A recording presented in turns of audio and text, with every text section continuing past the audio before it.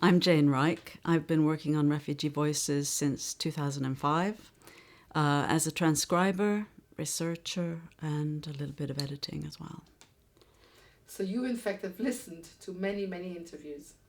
Yes, certainly over 100, 150 now. I'm beginning to feel there's a kind of accruing wisdom I have about the issue, about the Holocaust, about how people are. I mean, it's been a fascinating journey, and it's changed me as a person. I moved countries myself very often as a child. Every 2 years I moved countries, learned a new language, changed schools, new friends, lost friends, a lot of loss.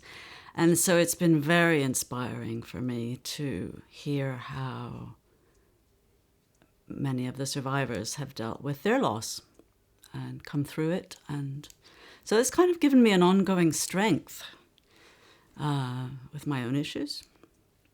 As an artist, I'm a studied art and practicing artist. I guess I'm always questioning why things happen.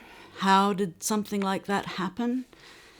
There's something we can't quite understand. I mean, it's so big, we can't quite understand it, but it's very interesting when in hearing these details over and over again, there's a kind of accruing, I suppose greater comprehension of how it came about, or the circumstances of it. When I tell people what I do, they often say, "Oh gosh, that must be so depressing." And I yes, I mean, some interviews have made me cry and made me very, very sad and everything like that. But it's interesting that the times when I've been most moved have been when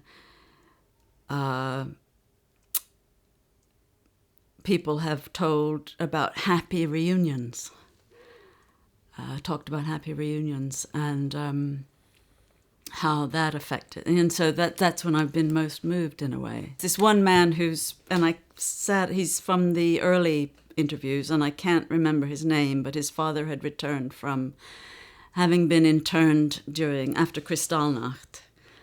And they didn't know what had happened to him, obviously, for 2 or 3 or 4 weeks. He hadn't come home. And then when he came home, there was this moment of reunion.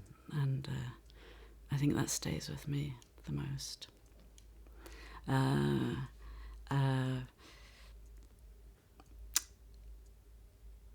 I also think about the letters that parents wrote to their children. There was a lovely lady, perhaps you can remind me, Gilbert.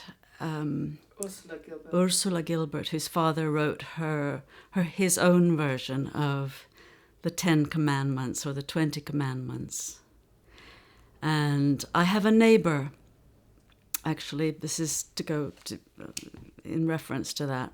I have a neighbor who's from Germany. She's lived here a long time. And she was in the Nazi youth as a child. And I asked her to come help me translate these 20 commandments. And that was very important for her, she said, very important and meaningful. And she was very moved. She's done a lot of thinking about, obviously, her past, and she lost her own father on the Eastern Front and never knew what happened to him. So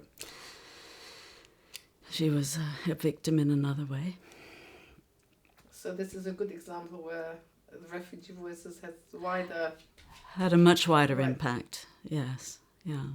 I hope it will be used for research purposes, as a source for educational talks in schools, and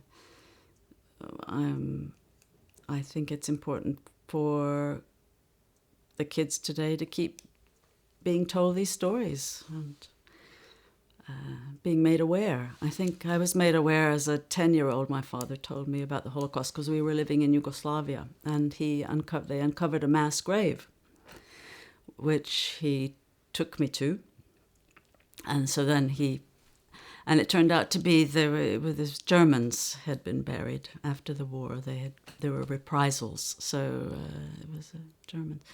But something like that stays with you, and I think these stories, because they're chronicles of what actually happened.